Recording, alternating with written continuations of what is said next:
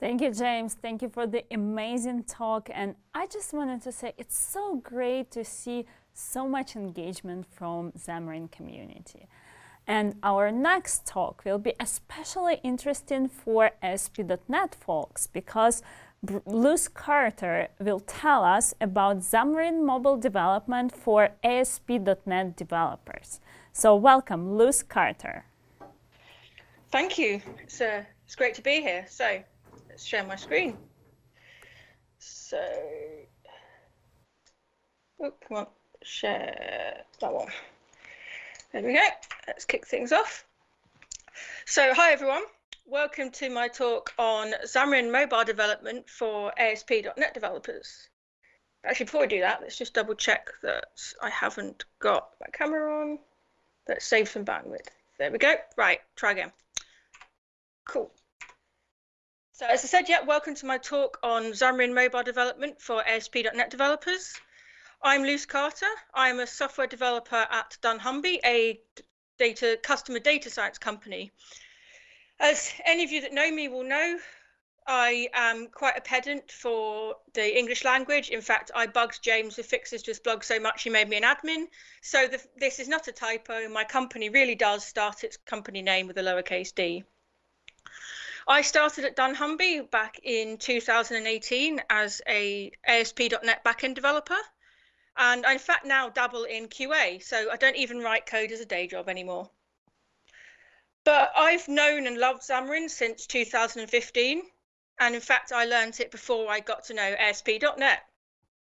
So I understood some of the concepts by finding analogies between Xamarin and ASP.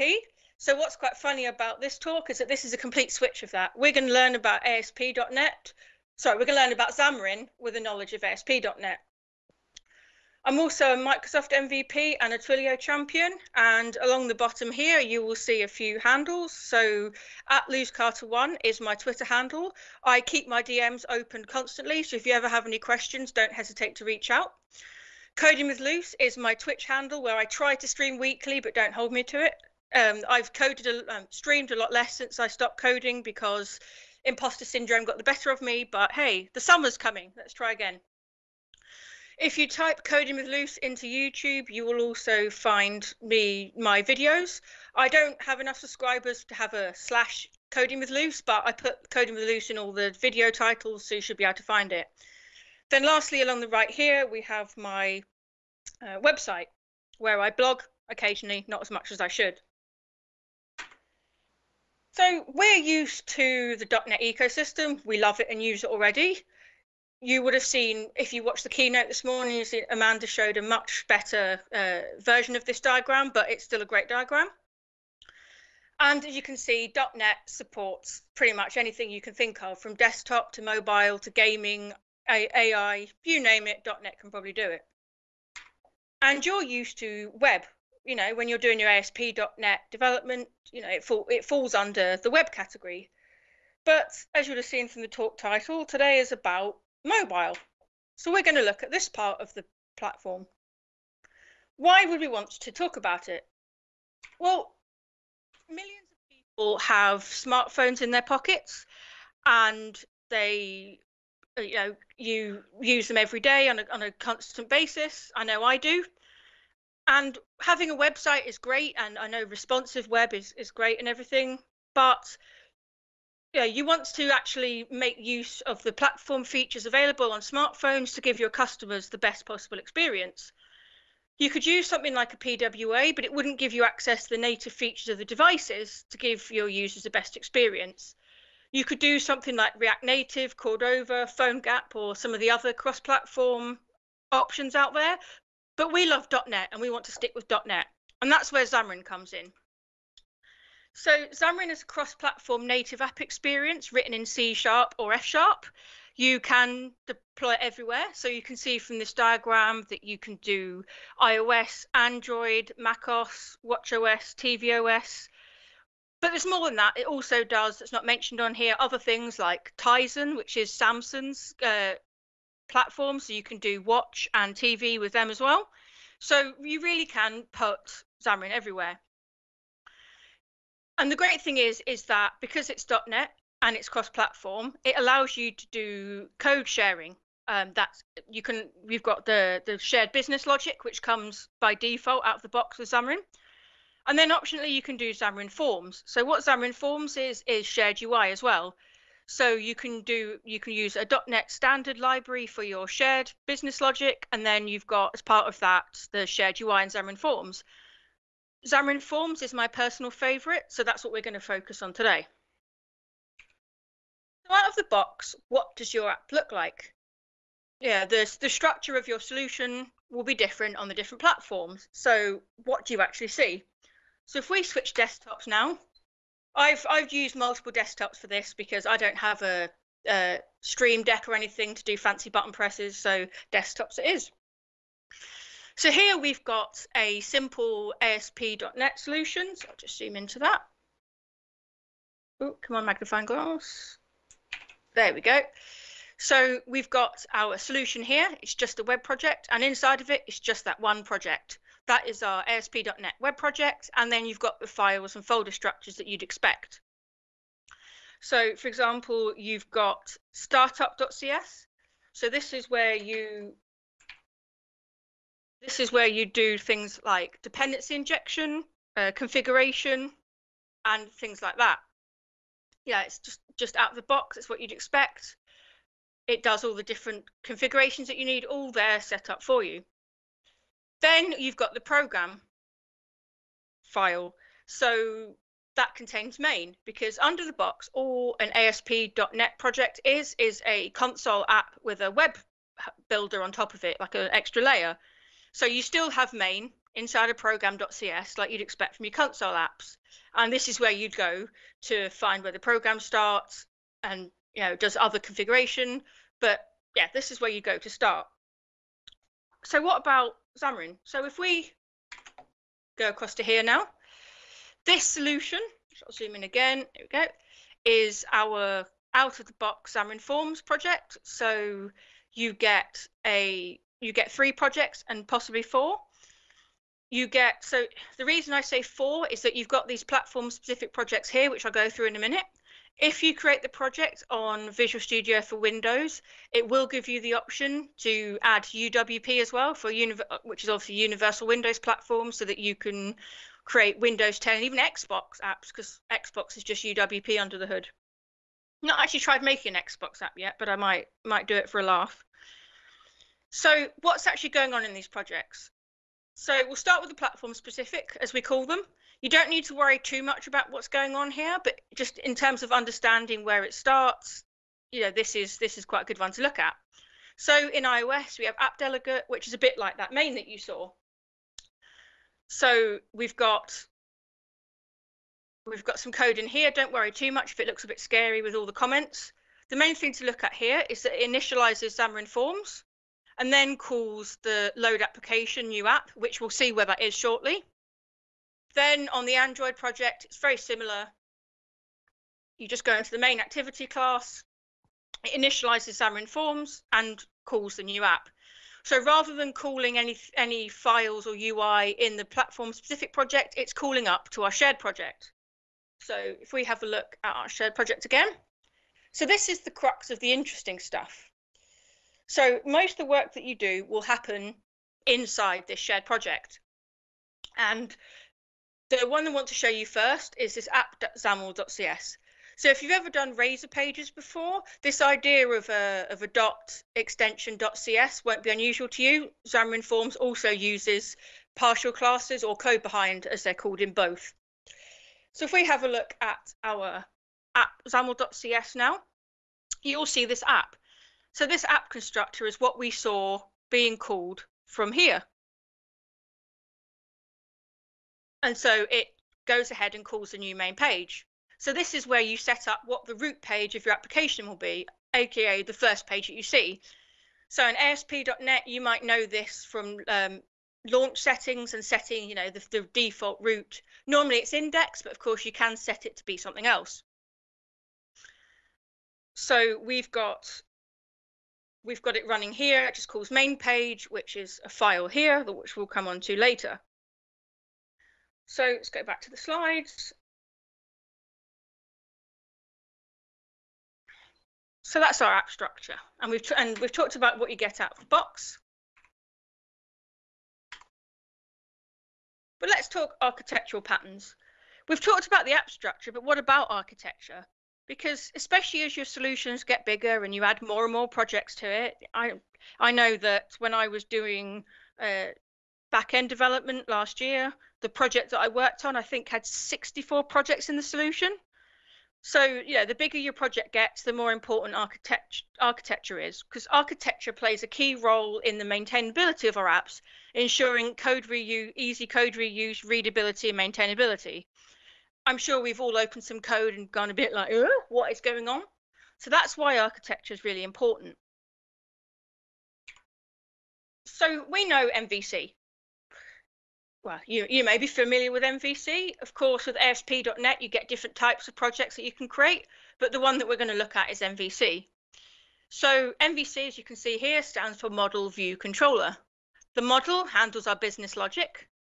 Then you've got the pages, and as you'll see later, the view, which is the pages, sorry, and as you'll see later, our website uses Razor pages. Then you've got the controller down here, which sets up the routes and acts as a messenger between the model and the view. And if we have a look at that in action, we'll go back to that counter website. So I'm just going to quickly run it so you can see what it's doing, and then we'll talk about how it's doing what it's doing. So just kick it off here.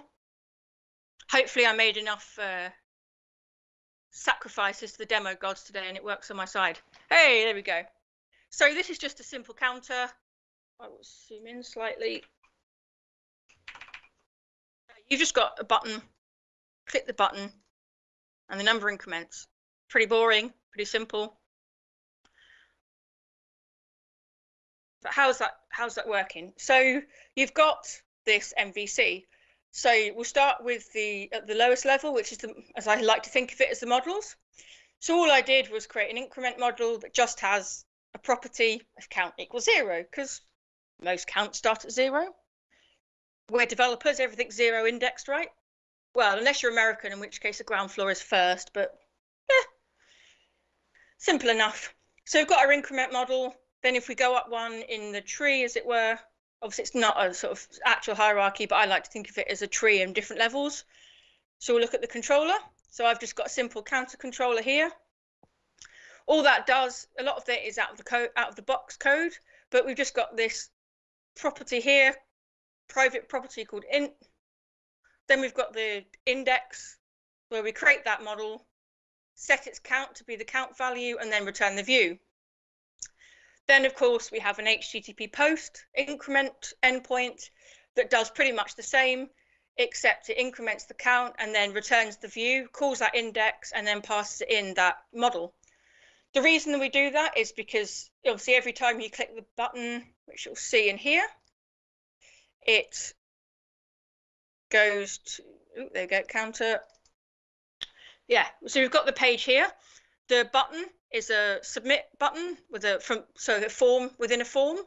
So obviously it refreshes the page each time, so you just need to be able to keep that number consistent so that it actually counts upwards. Otherwise, every time you just click the button, it stays 0. You see here that you've got some Razor binding syntax between the page and the model. This is so that you can pass that data around. In this case, it's the count. All pretty straightforward stuff. Said all it was a button that you clicked and the number goes up. So let's just go back to our slides again.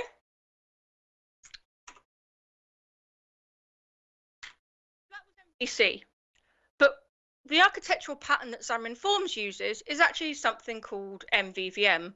It doesn't automatically use it out the box, but as you start to make more complicated apps, you will find that MVVM is your best friend. A lot of apps that you see developed out there will use MVVM. You know, a lot of the code samples that you would have seen today, I'm sure no doubt had MVVM in them. I know James uses it a lot. It's great. So the M part is, again, still model, and it's still a business logic. The view is still pages, except rather than being a Razor page or any other type of page, it's a Xamarin Forms content page. Then you've got the view model. This talks between the view and the model. And then it still uses data binding, except rather than being the razor bindings like you saw in the counter, it uses Xamarin's own data binding. And you'll see this in action later in a demo. So we've talked about the architecture of the page, but how do we actually go about starting to build the UI and putting all those components together? So you've got two options. You've got XAML or C#, so, or F#, of course. So with the XAML, it's obviously it's an extensible application markup language, I think. If you've ever done anything like UWP development before, you might be familiar with XAML. It's not the same dialect, it is Xamarin Forms XAML, but there's still a lot of similarities. It's still very intuitive and easy to get started with. And then, of course, you've got C# or F#. So you don't just have to use XAML to declare UI, you can also actually declare the UI in code. And you've got all these different building blocks that you can put together, and both are an option how you do it. There's no limitations. It's not that what you can do in one you can't do in the other. It's fully consistent. So let's just have a look at a demo of our building blocks. So if I just cheat here and go to here. Actually, let's start with the other example first, because that'd be easier. Nope, wrong one. There we go. So you would have seen this earlier. This is the counter I showed you. So let's just have a look at it running, and then you can see what it looks like. I was having problems earlier with iOS build, so I just quickly made sure it was on the app. So if we just load the app here, I promise, take my word for it, this is the app. So it's just a simple counter again with a button. You click it, the number goes up. So we've seen how it works. Let's look at how it's put together. Oh, not that one. So many desktops, so easy to get it wrong. There we go. So how's it put together? Well, as I mentioned earlier, out of the box, it calls main page. And for a simple app like this that's not using MVVM and is just a simple example, using main page was fine because it's a single page application. So it uses Xamarin Forms content page, as I mentioned. Then it's got a stack layout which dictates the order of the page. So stack layout, stack things one on top of the other. There are other types like grid, for example, which you'll see in action later. In fact, you'll see it in the next demo. So we've got the label here and a button. Pretty straightforward. Set the text, give it a name so we can refer to it, set some stuff about where it lives, and then a button that says when you click it, call this method. So if we go into the code behind, you can see we've just got a private int. And then again, we just that method that we call when you click the button. All it does is increment the count, and then that label that we named, you just set the text to be the count as a string. So it's still just a few lines of code and pretty straightforward. And yeah, again, you can have a counter just like that, pretty quick. So what about if you're doing it in code? So again, I cheated and did a here's what I prepared earlier style. So this is just the same app. I apologize for the terrible design, but again, you just click a button and the number goes up. So it's the same concept. It's a button, a label, the number goes up. But you'll see that it's written in C# and we can achieve exactly the same thing. So if we go back to here, that one. That. There we go, cool. So this here, if we have a look, we've got the solution with multiple projects. This one does have UWP in it because I created it in Windows.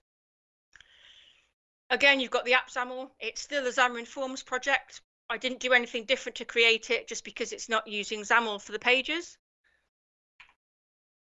It's still an app, still got everything you'd expect. It's just when we set the root page, we're actually calling counter page, which, as you'll see here, is just a C# class, just a plain old C# class. Nothing fancy about it. It extends Xamarin Forms content page. Cool. Again, it's got int, but rather than using XAML to declare the components, we've got it declared in the code itself. So we've still got a label, we've still got a button, we still set properties on the label, such as text. In our case, we set it to be the string value of that count property. We've got a button, just like you'd expect, with some text on it. And then we set up an event handler for when the button's clicked. In this case, it's called in this method here. Then I decided to put this inside of a grid, just to make laying it out easier. And so we declare it in code. It's just setting it up with some columns and some rows, then adding the label to it and the button and just telling it where to place those items, setting the content to be the grid. At the bottom here, we've got that private method. It's exactly the same as you saw before. Increase the count by 1 and set the text to be that value as a string. Cool. If we, so we're going to just do this. So that's both ways that you can do it. You can do it in code or XAML, which gives you a lot of options. XAML is the most common that you'll see. Most people I know, including myself, use XAML, and most of the docs are done in XAML. And of course, you can, if you watched Maddie's session before, you'll know about a load of the amazing things coming to XAML, like hot reload and hot restart. So XAML is probably the best place to start. But if you, for whatever reason, do choose to do C#, that is fine. I know very good Xamarin developers who write C# UIs, so the choice is yours.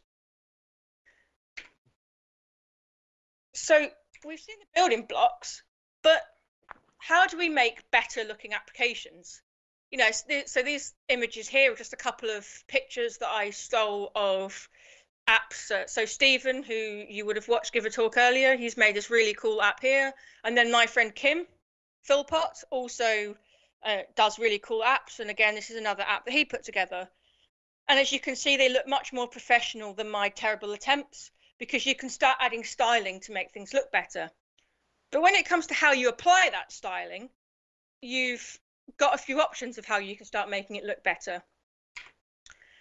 So you can add attributes in the individual components, which you saw in the app before, my counter app, where there were attributes on the XAML for the color, the font size, even the location of where the component was positioned on the page. You can also do page-wide styling declared in the XAML file, or you can just declare it at the top of the page, or you can do app-wide styling in app.xaml, which, as you start doing larger applications where there's multiple pages and you no doubt want a consistent theme, this is where you start. Then there's CSS support. Now, we all know that CSS is a bit contentious in mobile, and a lot of people have opinions, but it is an option that I wanted to share with you, because as web developers, you know, CSS is something you're familiar with.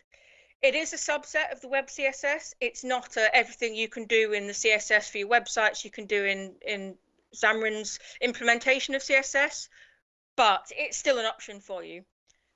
And one of the cool things as well is that you can control the styling based on the media. So you might be used to something like media selector, where you might control it based on screen size or whether it's a phone. We have something called on-device idiom. So you can say, oh, if I'm on a TV or a tablet, lay out like this. If you're on, or look like this. If you're on a watch, look like this. And the reason for that will be literally just the sheer change in screen size and what you can fit in. So you imagine, you know, for example, I've got a 55-inch TV. The amount of things I could fit on a page is vast compared to something like my Apple Watch.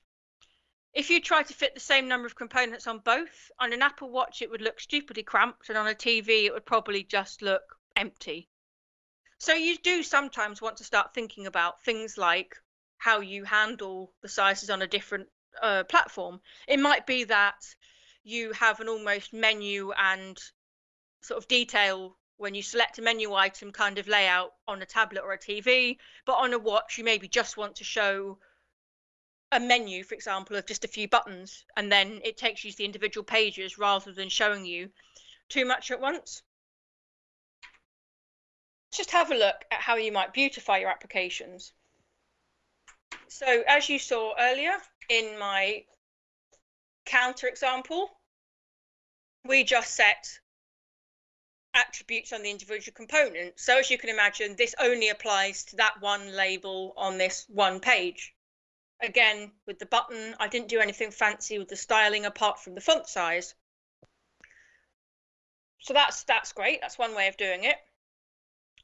The other thing you can do, and wish me luck here because this didn't go very well earlier, just gonna zoom in. We're just going to switch branches quickly to something called CSS.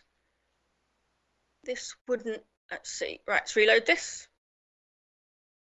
Let's see if the demo gods are on my side. Oh, look, they are. Would you believe it? Cool. The checkout failed earlier, so I thought this was going to go wrong. I was prepared to open it in Visual Studio Code, but we're okay.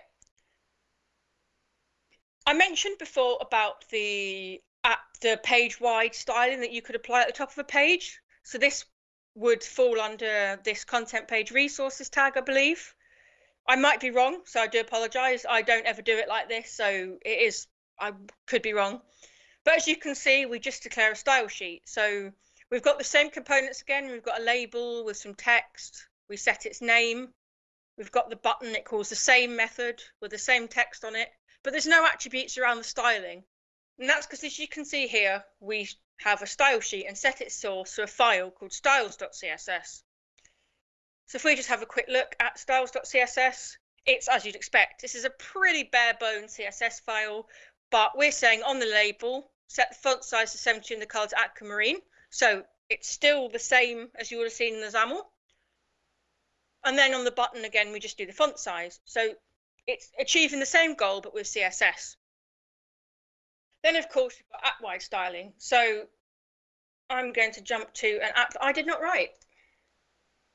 So here we have a app that James put together, actually. So thanks, James, called Monkey Finder. He makes much prettier, much more functional apps than I do. So I thought, since I don't even write code for a living anymore, I'll borrow his. So here we've got our app.xaml, and once we've been through this, I'll show you what it looks like when it's running.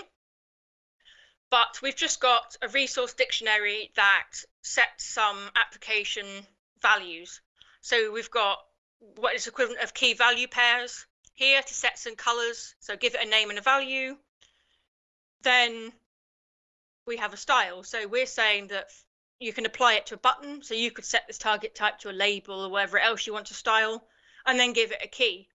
So you can say, if you're writing your button, for example, you can say that the style is button outline, and then it will apply these properties under here. So it will set the background color, the text color, which is a static resource. So that's referring to these colors up here. Then you've just got other properties that you can set. So setting a border width, a height request, corner radius, I believe in the web world is called border radius. But yeah, corner radius and border radius are the same thing. And then visual material is just saying that regardless of whether it's on Android, iOS, or UWP, apply Android's material styling. So it will look the same regardless of the app. Because out of the box, Xamarin is native, which means that when it's built down to the components on an app level on the phones, you wouldn't, or devices, you wouldn't have a clue whether it was Xamarin or native tooling. And so it will have the native look and feel of those platforms. So this visual property just lets you apply the same Android material design across the platforms. So if we have a look at that running now to see how it looks, later on we'll go into a bit more detail about this application. But I just wanted to show you what's happening. So we'll quickly just run this now. So I'm going to do a here's what I prepared earlier style. So we can minimize that and we can go to Monkey Finder. So this has got the button theming that you saw before with the yellow outline and the white background. If we click it, it will go ahead and bring up some monkeys and some details and very pretty images of monkeys, because we love monkeys in the Xamarin community. Monkeys are hot property. So that's just the app, and you can find the closest if you want to. We can allow it to search on the internet, but that might take too long. So we'll come back to that afterwards if we've got time. So if we just jump into the code again, and we can have a look how it was done. So as I mentioned earlier, a lot of apps written in Xamarin Forms use the MVVM architecture, and this app is no different. So we've got our view, which is got, don't worry too much about this, but yeah, we've got a grid. So you saw me declare a grid in C#, and now you can see it in action in XAML. Then you've got the list view, which is just displaying those items. It's got Xamarin Forms data binding, and you declare it with these brackets in the word binding. And then you can scroll down, and there's the list view, and there's other bits going on. You set the grid and the image and whatnot. So it's all fairly straightforward. It's just using XAML with some data binding. If we look at the code behind briefly, you'll see that we set something called the binding context, which is just saying to it, hey, this is where you go and find the properties for what it should look like.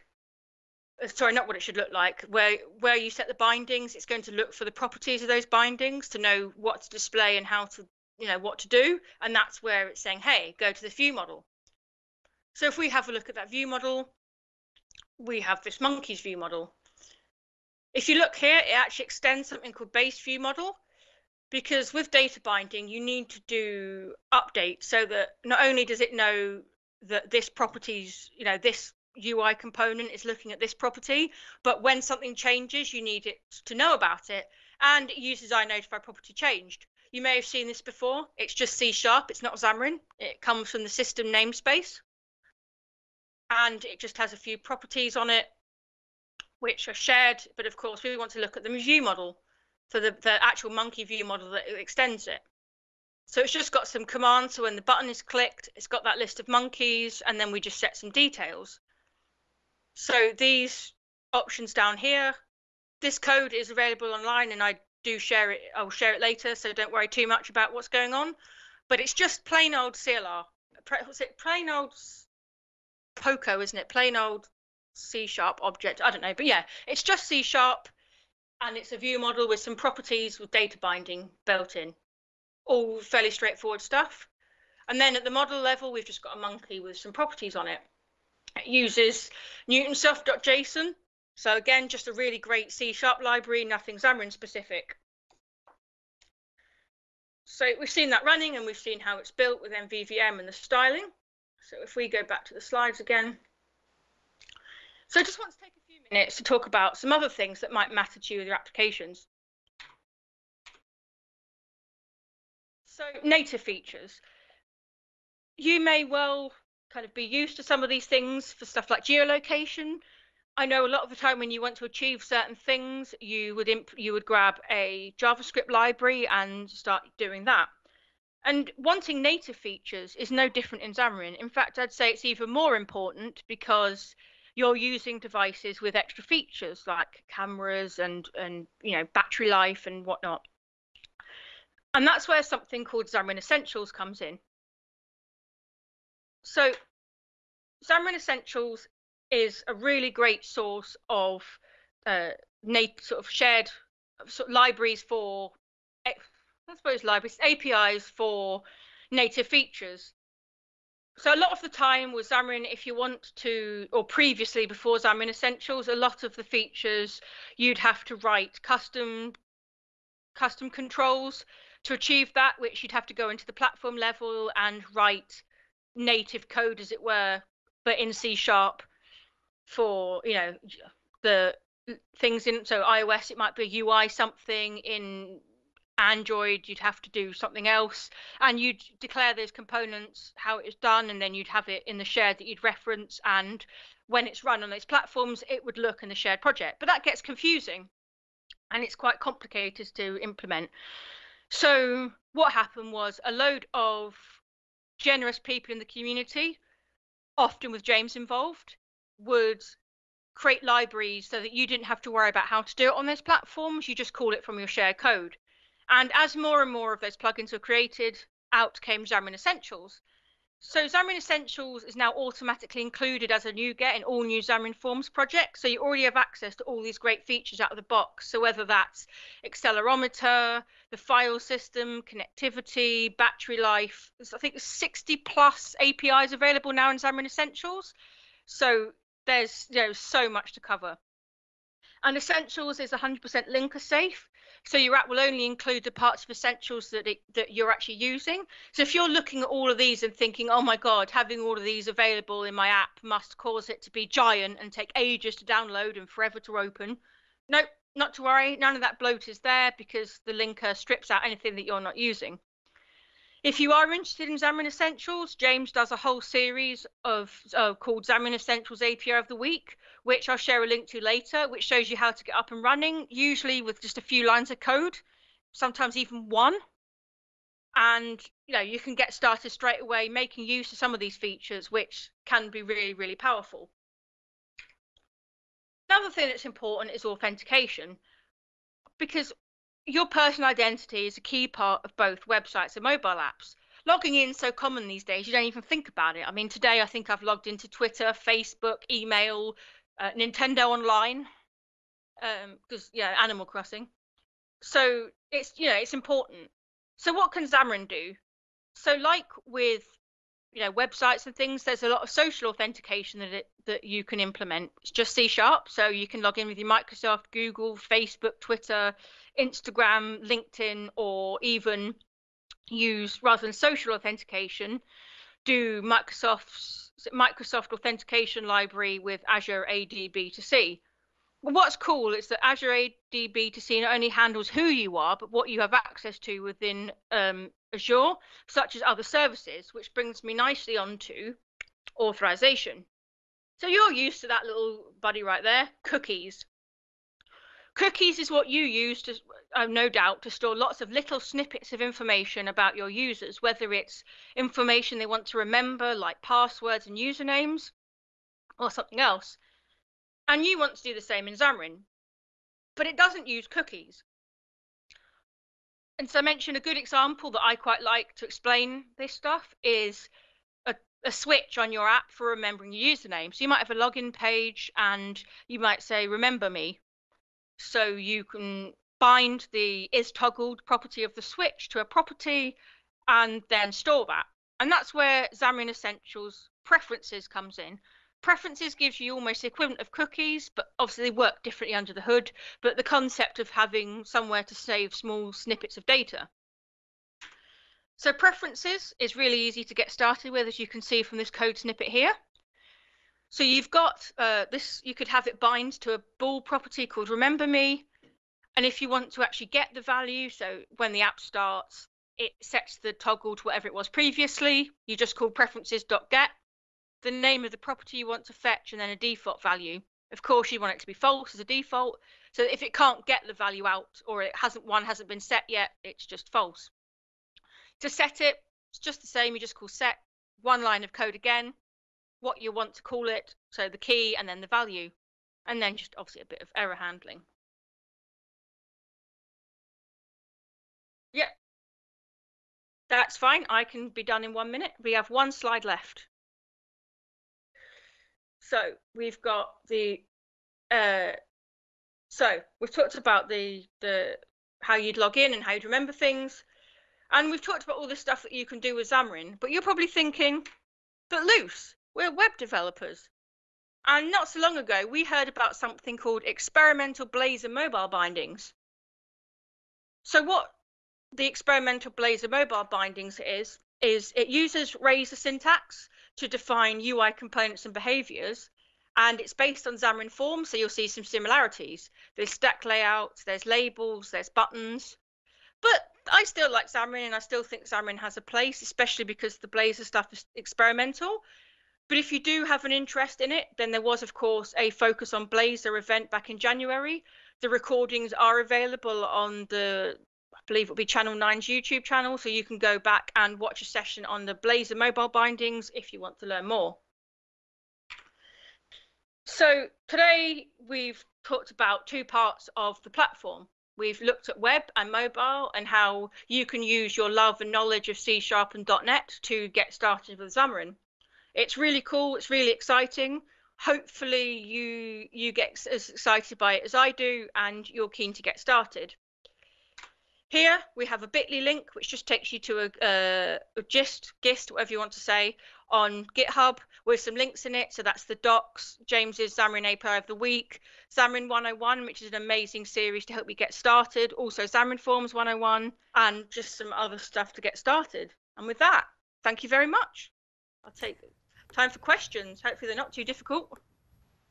Thank you very much, Bruce. We're at time, so we have some great questions and we will follow up with them on Twitter. And now I'm heading it back to James, who has our next speakers.